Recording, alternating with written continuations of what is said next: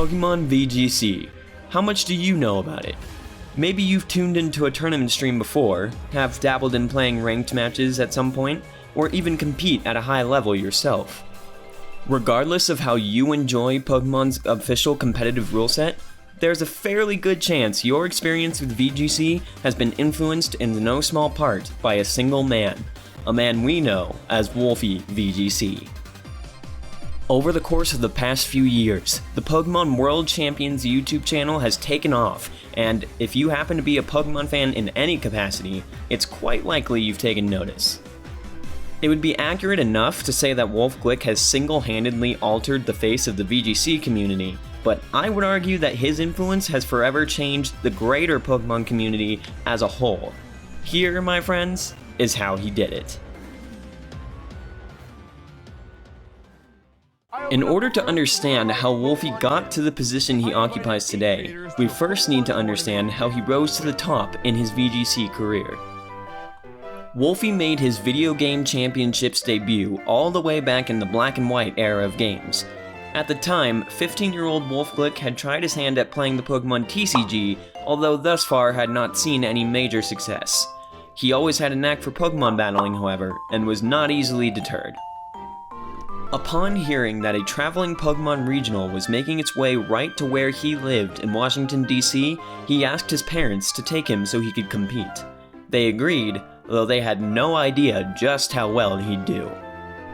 In the first ever regional tournament he entered, without hardly any prior VGC experience, Wolfey managed to walk out with the first place title. Oh my god, that's so funny. That's my opponent is a lot cooler than me. There's my opponent. There's me. That's so funny. I looked very different. But yeah, that's my first ever regional, my first ever win. So, yeah, 3-1, Wolf. Oh, with no E. Why was that my name? Oh my god. This accomplishment earned him a paid trip to the national tournament held in Indianapolis the next month, which he also ended up winning.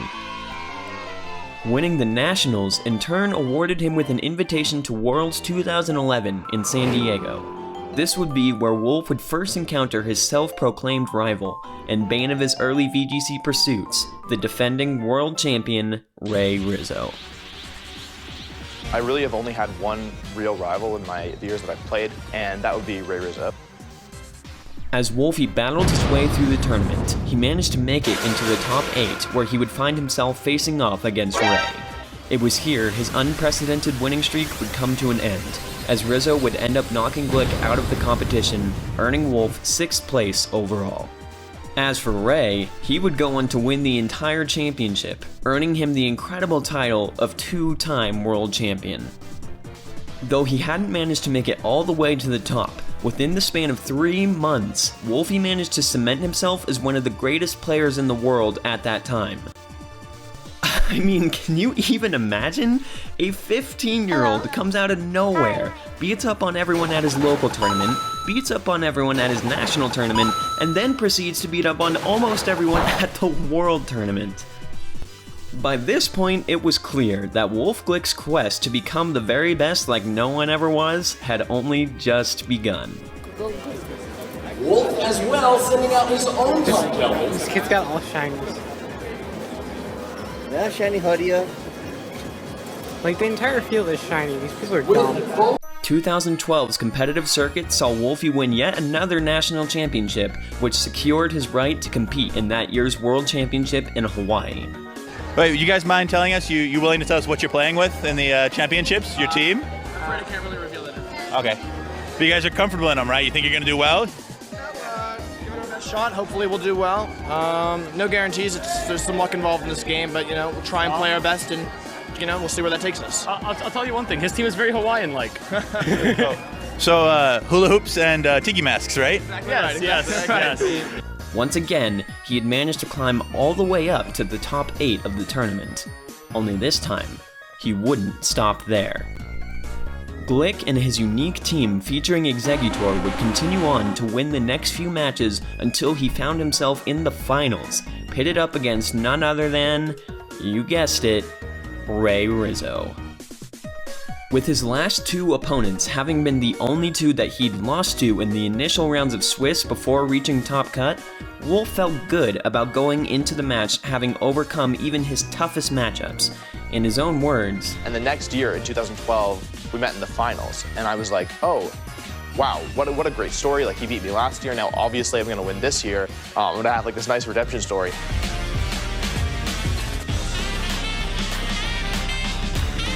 And I got obliterated. I got really badly beat.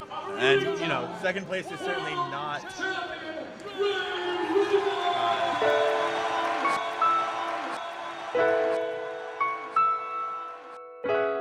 even though it likely would not have changed the outcome of the set as a whole, I would be remiss not to mention one moment in the finals that, had things gone differently, could have put Wolfey back on track to win the championship. In a devastating misplay, Wolfey accidentally mistargeted Ray's bulky psychic-type Cresselia rather than landing the 4-time super effective close combat against the opposing Dark Rock Tyranitar.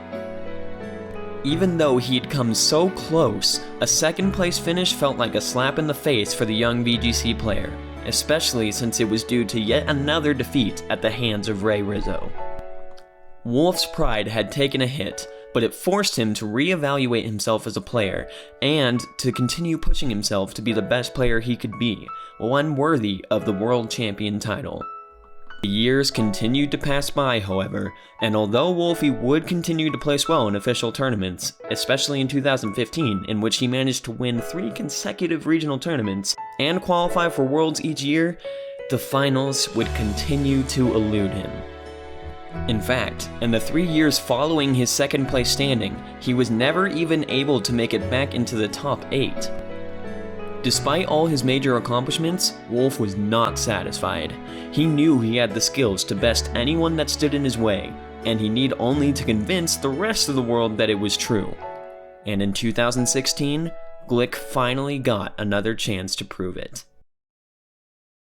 Having won yet another regional tournament that year, Wolfey returned yet again to the worldwide stage for his 6th consecutive year for the Pokémon World Championships 2016. In order to progress as far as he could in the tournament, Wolfey called on 2 of his closest friends in VGC, Brendan Zhang and Marcus Stader, to collaborate on a team together. The final team they settled on and its basic functions were as follows. Primal Kyogre. A primary damage dealer, it offset opposing Groudons with its own Primordial Sea.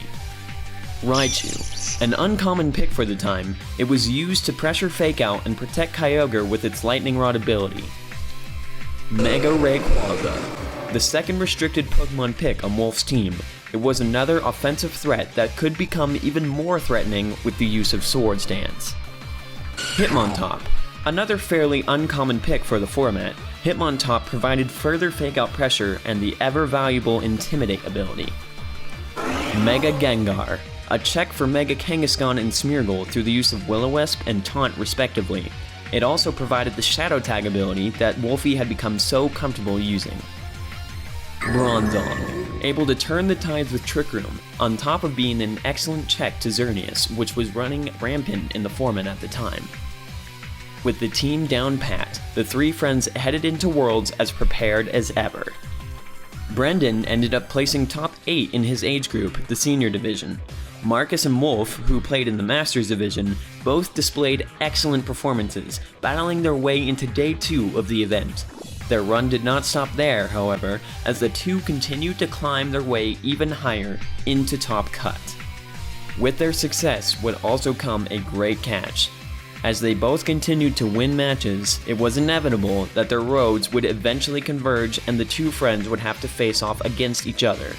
And in the top 4 of the tournament, it finally happened. Battling against each other with identical teams, whoever ended up victorious in this set would knock the other out of the tournament entirely. In the end, with a little help from Marcus himself, as well. So Kyogre protecting, Hitmontop switching in, and Raichu with the Fake Out onto Kyogre into the Protect, Gengar with the Sludge Bomb onto Raichu, gets poisoned? Oh, that was a play. Wolfey ended up defeating Marcus in a dominant 2-0 set, and moved on to the World's Finals. 4 years and countless tournaments later, Wolfey was finally back in a position to reclaim the title that was snatched away from him by Ray Rizzo so long ago. At this point in time, Ray had retired from playing VGC and had instead turned to casting official tournaments. With Rizzo no longer an obstacle in his way, who was it that Wolfey would be pitted against in this fight for the World Champ title? Jonathan Evans, a player whose accomplishments at the time made him appear to be a novice when opposite to Wolf's resume, had also found his way to the summit of the Pokémon 2016 Worlds. Presented with the opportunity of a lifetime and eager to prove his worth, Evans would not be a trivial opponent to overcome. With neither player holding anything back, the final match began.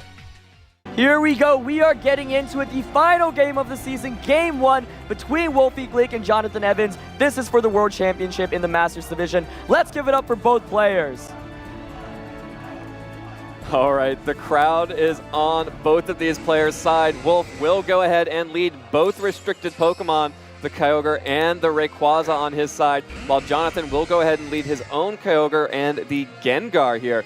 So Gengar Kyogre lead, not something that we see very often, alongside the Rayquaza Kyogre lead, which is definitely something I don't think I've ever seen both of those Pokemon out as a lead. Although, of course, there is the Extreme Speed, so no protects. Extreme Speed will connect with Kyogre. Does it survive? Enough. No! Kyogre will go down. Now, one of these Pokemon, not enough because time has ended, and WolfeyGC will take Game 1 over Jonathan Evans, and Wolf is only one short game away from becoming the new world champion. He's going to make it a difficult one for Wolf to win. So we are going to get into this second game. WolfeyGC is one game away from becoming your world champion. Jonathan Evans needs to win the next two in order to get that title. Mega Evolution Sludge Bomb will connect with the Kyogre. So far, it is a repeat from Game 1, but there is a poison. That could be a big deal in this matchup. It does go for the Trick Room, and now Bronzong versus Groudon are going to have to be able to beat Hitmontop, Rayquaza, and Kyogre. Then, on one pivotal turn, Wolfey makes arguably the most famous play of his entire VGC career. The fake out onto the Bronzong, so Bronzong's not going to be able to move. Groudon's not going to take any damage here, but nothing else. Oh, he calls it! Oh, he went for the Swords Dance. Can't play passive against Wolf, or he will just set up in your face. Oh my And now that God! Rayquaza is back to being the monster threat. And here's the water spout. WolfeyGC is your 2016 Pokemon video game world champion in the Masters Division. And just like that, he had finally done it. Wolfey had attained the most prestigious title in all of Pokemon, World Champion.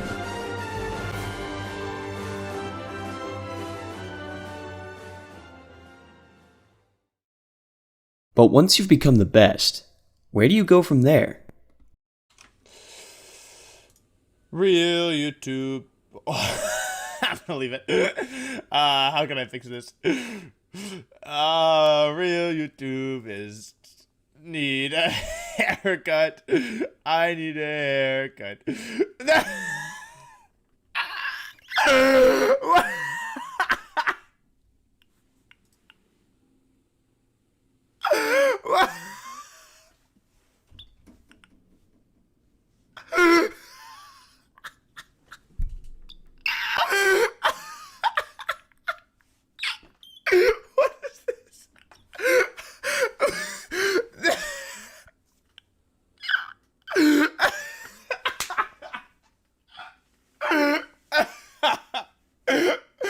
Less than half of these are letters. Oh my god, that's so funny. I can't breathe. In the year 2016, just months before being crowned world champion, Wolfey would be inspired by his friend Aaron Cybertron Zhang's thriving VGC YouTube channel and take his first step into founding his own. What's up, guys? Welcome to the very first episode of Wolf Gets Wrecked. I'm WolfeyGC, and for those of you who don't know me, I'm a competitive VGC player.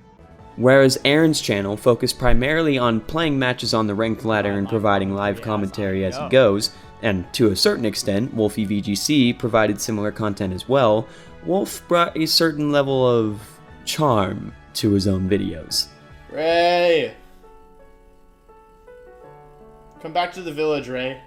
Sakura misses you. Come back to the village! I feel nothing. I've lost my emotions. When Ray beat me at Worlds, you know what he did? Okay, look. He like gets up out of his chair and like leans over. Look at how sad I am. I was like 16. Why does he do that? Look at how close he gets. Why did he put his face so close to mine? Why did he do that? He never told me. Why? Anyway. Thanks to his high-level play, the unique ability to market himself as a world champion, and his infectious personality, the WolfeyVGC channel had already garnered over 100,000 subscribers before Pokemon Sword and Shield's release in 2019. Another of the most impactful contributors to his growth during this time period was Wolf's signing onto the esports team Panda Global, which he joined along with Cybertron. Hello? This was a major deal for two reasons. For one, it was the first time any Pokemon VGC players had ever joined an esports team. At a time when the competitive and casual aspects of Pokemon were almost completely isolated, this was an important step in beginning to bridge this divide. Okay, hold up. So, yes, technically, Panda was not the first esports team that Wolf was signed to. He was actually a part of a team called Second Nature first. But Second Nature doesn't really have any relevance to what I'm talking about here, and also it doesn't exist anymore. I guess neither does Panda, but the point is, he was the first ever VGC player to get signed onto an esports team, and that's what matters. Got it? Okay, good. We're moving on. Secondly, his association with Panda allowed for collaborations with other content creators that would not have otherwise been possible. Through it, he was introduced to big names in the YouTube scene such as Coney. This might be There's no way. Inkling's first win ever. First win? Oh, Little Z. Like, is this some fake bear? Doesn't know what a cricketot is? It's like... Was that new? I thought it sounded more like... But I like yours too. Small That's like the best cry. Cricketot. Yeah, I think Cricketune is the famous one, but I like this thing. And even Alpharad. Guys, I think I'm the best Pokemon player in the world now. Honest to God, how did this happen to me? I was so against even learning this game, and, well... Wolf and Alpha's initial interactions would eventually lead to the beginning of a friendship, and they would continue to collaborate to this day. Man, that was a lot of pressure. I'm sorry, I didn't give you much time to prepare. Welcome to Wolfey and Alpha Ruin Pokemon. This partnership with Alpharad allowed for Wolfey to cross paths with an even more renowned YouTuber, Jaden Animations. Cool, so this opponent doesn't have any restricted Pokemon, so yeah, you'll probably just These are probably just children, right? Because I'm definitely beginner 1. With every new collab and with each daily video, which often offered content that wasn't even possible anywhere else thanks to his unrivaled mastery of the game. I should tell you up front that this challenge is basically impossible. 6.5 hours later. And that's how I got to #1 in the world, using only Pokemon Markiplier would smash. I win. Would continue to steadily grow the WolfeyVGC channel until it ballooned to around 250,000 subscribers towards the later half of Sword and Shield's life cycle. At this point in time, nearly every single video Wolfey would release would be entirely unedited, something almost unprecedented for a channel of his size. Recognizing that he had the potential to achieve something even greater than the channel he currently helmed, Glick announced the WolfeyVGC makeover on January 26, 2021. And I decided that it's time for me to make some changes. Real YouTubist, talk about lions, 1 billion lions, or every Pokemon.